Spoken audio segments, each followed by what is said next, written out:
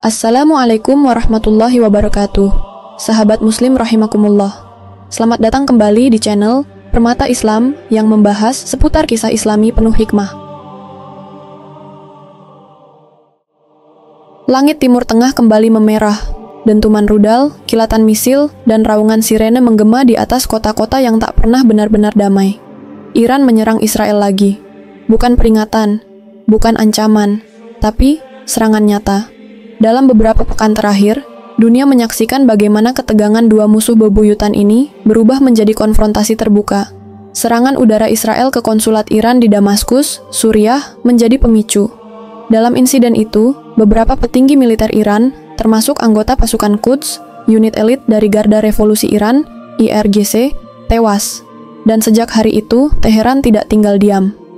Iran meluncurkan lebih dari 170 drone, 30 rudal jelajah, dan 120 rudal balistik ke wilayah Israel. Sebuah serangan yang belum pernah terjadi sebelumnya dalam hal skala dan keberanian. Beberapa berhasil dicegat oleh sistem pertahanan Iron Dome dan bantuan militer dari Amerika serta Inggris, tapi sebagian lainnya lolos. Ledakan terdengar di wilayah Negev, dataran Golan, dan Yerusalem. Dunia gemetar. Bahkan Israel mengakui ini adalah serangan langsung pertama dari negara Iran ke wilayah Israel sejak berdirinya negara itu. Sebagai balasan, Israel menyerang pangkalan militer di wilayah barat Iran. Suara ledakan mengguncang kota-kota seperti Isfahan, di mana kompleks nuklir penting Iran berada. Meski Iran mengklaim fasilitas nuklir tidak terkena, namun pesan yang dikirim Israel jelas.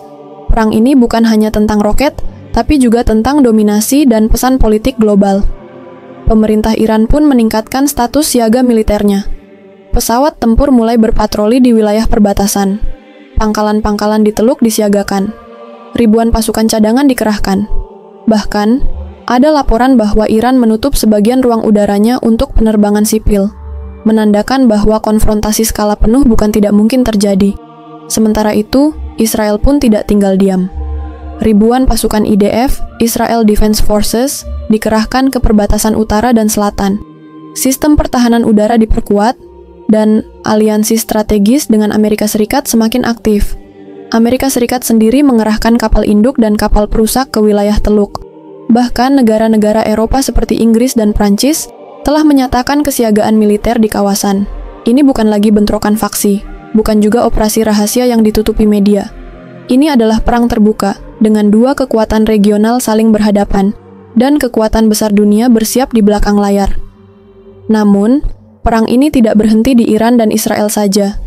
Hizbullah di Lebanon, sekutu utama Iran, mulai melakukan serangan ke wilayah utara Israel. Serangan roket dan mortir menghantam wilayah Galilea. Di selatan, kelompok Houthi di Yaman menyerang kapal-kapal dagang yang dianggap terafiliasi dengan Israel di Laut Merah. Di Irak dan Suriah, milisi-milisi pro-Iran terus menggempur basis-basis militer Amerika Serikat sebagai bentuk solidaritas. Gaza masih membara. Sejak perang antara Hamas dan Israel meletus Oktober lalu, ribuan korban jiwa telah berjatuhan, dan Iran terus mendukung faksi-faksi perlawanan di Palestina secara logistik dan moral. Konflik ini telah menjalar ke setengah dunia Islam, dan dunia kini dibelah menjadi dua kutub yang saling menatap penuh kecurigaan. Barat mendukung Israel, sementara poros perlawanan dari timur, Iran, Suriah, Hizbullah, Houthi, dan faksi-faksi lainnya mulai membentuk garis depan baru. Iran bukan hanya bertindak atas nama dendam. Mereka membawa narasi ideologis, perlawanan terhadap hegemoni Zionis dan dominasi Barat.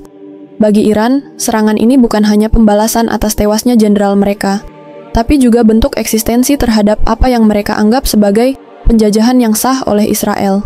Sementara Israel, di bawah pemerintahan Benjamin Netanyahu, terus menggunakan kekuatan militer untuk menekan lawan-lawannya, menjaga pengaruhnya di Timur Tengah, dan memperkuat dukungan dari Barat. Netanyahu bahkan disebut-sebut tengah membangun legitimasi politiknya melalui ketegangan ini. Di tengah tekanan dalam negeri, korupsi, dan penentangan terhadap reformasi yudisialnya, perang menjadi alat pengalihan perhatian yang efektif.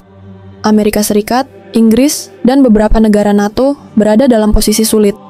Di satu sisi, mereka adalah sekutu Israel. Di sisi lain, keterlibatan langsung mereka bisa memicu perang regional yang tak terkendali. Namun, diam pun bukan pilihan. Maka kita melihat langkah-langkah militer terus dilakukan. baik berupa dukungan intelijen, pengiriman sistem pertahanan, hingga kehadiran langsung armada militer di Laut Mediterania dan Teluk Persia. Konflik ini sudah memberi dampak serius, bahkan sebelum benar-benar menjadi perang besar.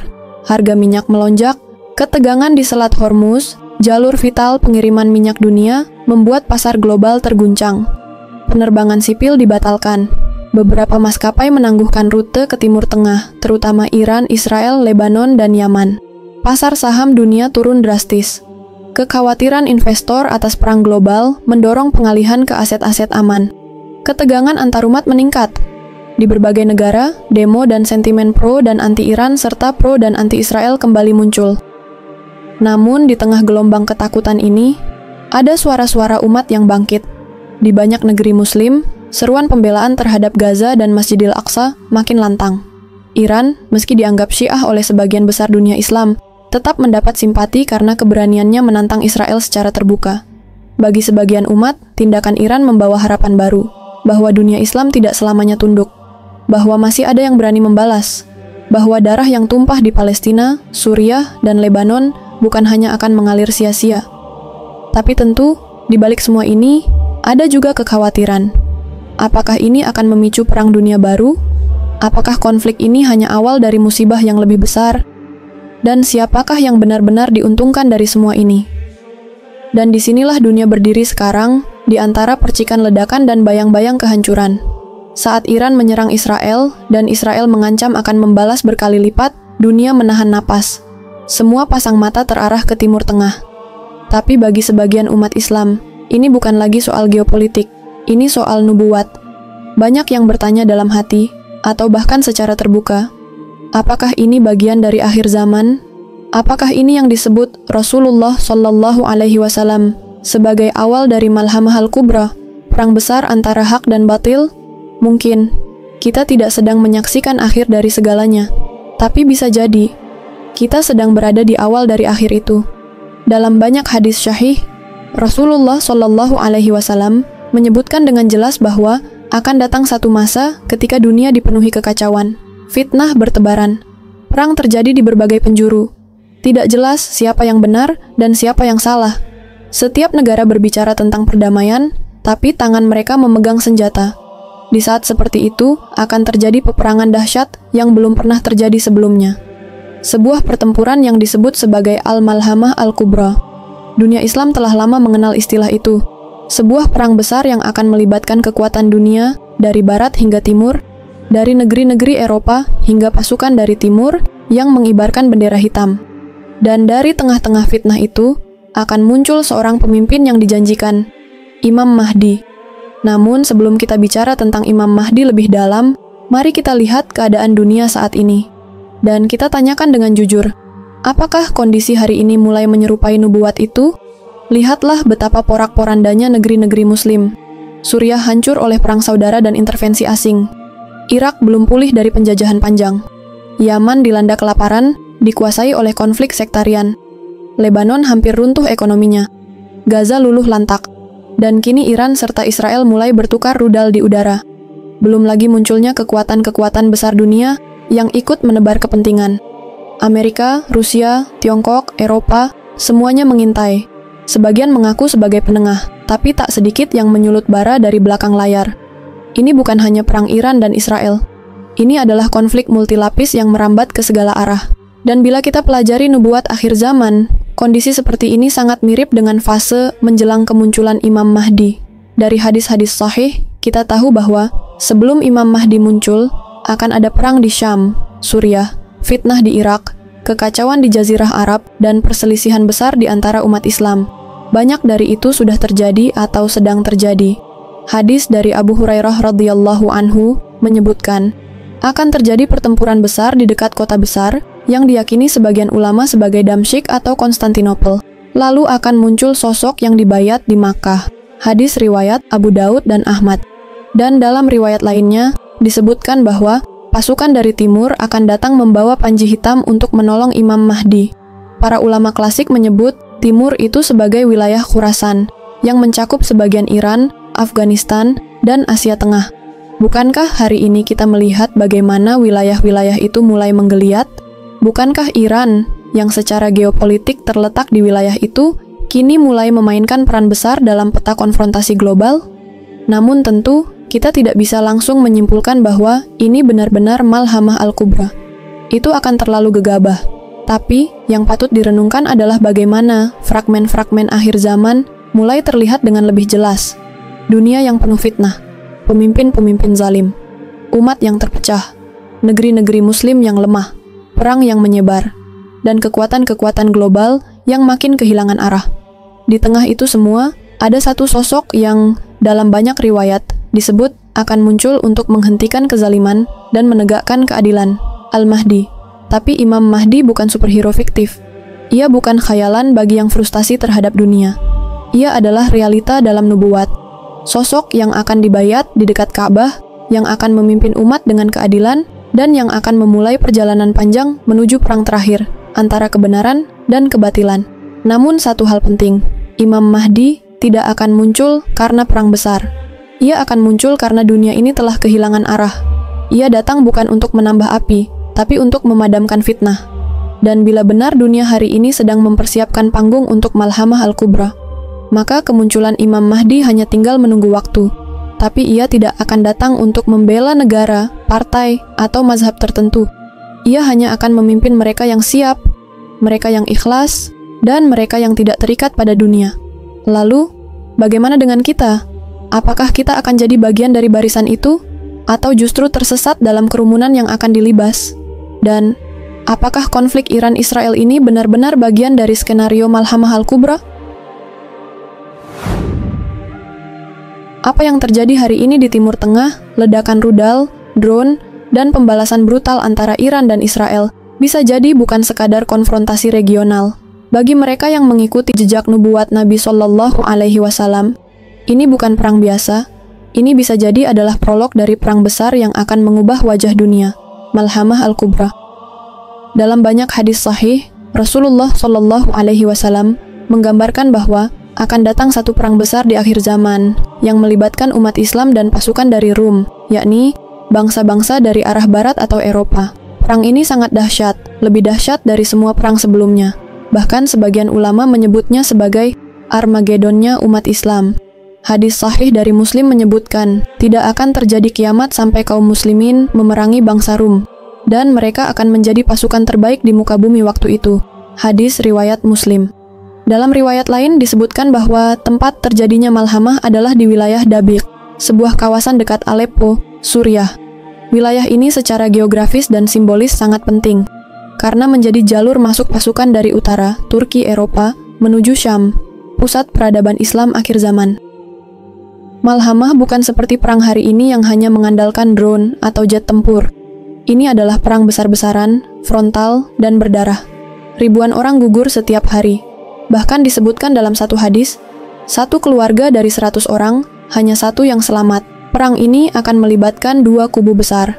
Di satu sisi, umat Islam dipimpin oleh Imam Mahdi yang telah dibaiat di Makkah, lalu mengkonsolidasikan kekuatan dari Syam hingga Khurasan. Di sisi lain, pasukan Rum, yakni negara-negara barat atau aliansi besar yang bersatu melawan Islam. Dan di tengah-tengahnya akan ada negara-negara boneka, negeri-negeri muslim yang menjadi sekutu musuh dan kelompok-kelompok munafik yang menyusup ke dalam barisan umat. Lalu apa kaitannya dengan perang Iran-Israel hari ini? Jika kita perhatikan, titik-titik panas akhir zaman yang disebut dalam hadis, hampir semuanya sudah menyala. Syam, Suriah, Lebanon, Palestina terus bergejolak dan menjadi medan perebutan kekuatan dunia. Irak, negeri penuh fitnah di mana pengaruh barat, Iran, dan milisi bersaing merebut kekuasaan. Yaman dan Teluk terseret dalam konflik besar antara Sunni Syiah, politik, dan pengaruh global. Khurasan, Iran, Afghanistan mulai memainkan peran besar dalam membangkitkan semangat perlawanan. Iran, meski berbeda mazhab dengan mayoritas umat, tidak bisa diabaikan dari kalkulasi akhir zaman. Sebab dalam banyak riwayat disebutkan bahwa pasukan dari timur, dari Khurasan, akan membawa panji hitam menuju Syam untuk bergabung dengan Imam Mahdi. Rasulullah Shallallahu Alaihi Wasallam bersabda, akan datang pasukan membawa panji hitam dari arah timur. Tak ada yang bisa menghalangi mereka hingga panji itu ditancapkan di Ilya, Baitul Maqdis. Hadis riwayat Ahmad, dan Ibnu Majah. Dan hari ini kita melihat pasukan-pasukan itu, atau setidaknya cikal bakalnya, mulai bergerak. Baik dalam bentuk milisi, pasukan revolusioner, maupun gerakan rakyat yang menentang dominasi Zionis. Malhamah bukan hanya perang fisik, tapi juga perang ideologi dan keberpihakan. Di satu sisi, pasukan Imam Mahdi terdiri dari orang-orang syalih, bukan hanya dari Arab, tapi dari berbagai negeri, termasuk wilayah timur. Di sisi lain, aliansi kekuatan dunia, termasuk bangsa-bangsa barat, pasukan Zionis, bahkan sisa-sisa tagut yang masih bertahan. Negeri-negeri muslim yang ikut membantu musuh Islam juga disebut akan terkena imbas besar. Karena dalam hadis disebut, siapa yang membela mereka, maka akan dibinasakan bersama mereka. Dan bisa jadi, jika Indonesia suatu hari nanti ikut memerangi kebenaran, baik lewat kebijakan, dukungan militer, atau ideologi, maka negeri ini bisa menjadi bagian dari musuh yang harus dibersihkan. Tapi sebaliknya, bila negeri ini bersatu, bangkit, dan mendidik generasinya untuk berada di barisan yang benar, maka Indonesia bisa menjadi benteng akhir zaman. Imam Mahdi tidak akan muncul karena popularitas, tapi karena kekacauan global. Ia tidak akan dipilih oleh manusia, tapi didorong oleh qadar Allah. Ia akan dibaiat secara paksa oleh segelintir orang syalih di dekat Ka'bah, lalu memimpin dengan keadilan. Dan salah satu peperangan besar yang ia pimpin adalah Malhamah Al-Kubra. Tapi sebelum itu, ia akan membersihkan barisan umat Islam terlebih dahulu, menyaring siapa yang benar-benar siap berjuang, dan siapa yang hanya menumpang nama agama. Dan perang ini bukan untuk balas dendam, tapi untuk menegakkan keadilan, menyapu kezaliman, dan menghancurkan struktur dunia yang dibangun di atas darah dan penjajahan. Kita tidak tahu kapan semua ini akan terjadi sepenuhnya, tapi tanda-tandanya sudah jelas. Fitnah menyebar, negeri Islam runtuh satu persatu. Pemuda disibukkan dengan dunia, ulama dibungkam, masjid-masjid kosong dari semangat perjuangan. Dan di saat seperti itu, jika benar Malhamah mulai mendekat, maka waktu kita untuk bersiap tinggal sedikit. Jangan berharap Imam Mahdi akan datang membela kita jika kita masih sibuk berseteru soal mazhab, masih menjadikan dunia sebagai tujuan utama, dan masih terpecah karena perbedaan-perbedaan kecil. Imam Mahdi hanya akan membela yang layak dibela. Ia hanya akan memimpin mereka yang siap dipimpin.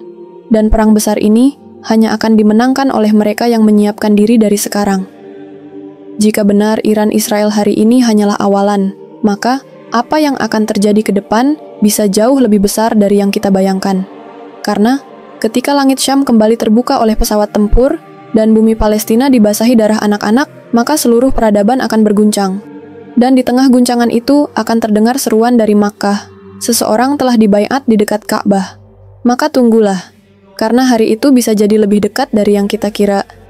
Dan jika hari itu benar-benar datang, maka tak ada lagi waktu untuk ragu. Bukan waktunya sibuk mencari tanda-tanda langit, tapi waktunya memperbaiki hati. Bukan waktunya menanti pemimpin, tapi waktunya menyiapkan diri untuk dipimpin. Karena saat panji-panji hitam itu bergerak, saat bumi Syam berguncang dan barisan hak melawan batil, maka hanya dua pilihan yang tersisa. Menjadi bagian dari pasukan Imam Mahdi, atau menjadi bagian dari sejarah yang dilibas. Ya Allah, jadikanlah kami bagian dari pembela kebenaran. Teguhkan hati kami di atas agamamu, dan anugerahkan kepada kami kehormatan untuk berdiri bersama imam pilihanmu di akhir zaman. Amin ya Rabbal Alamin.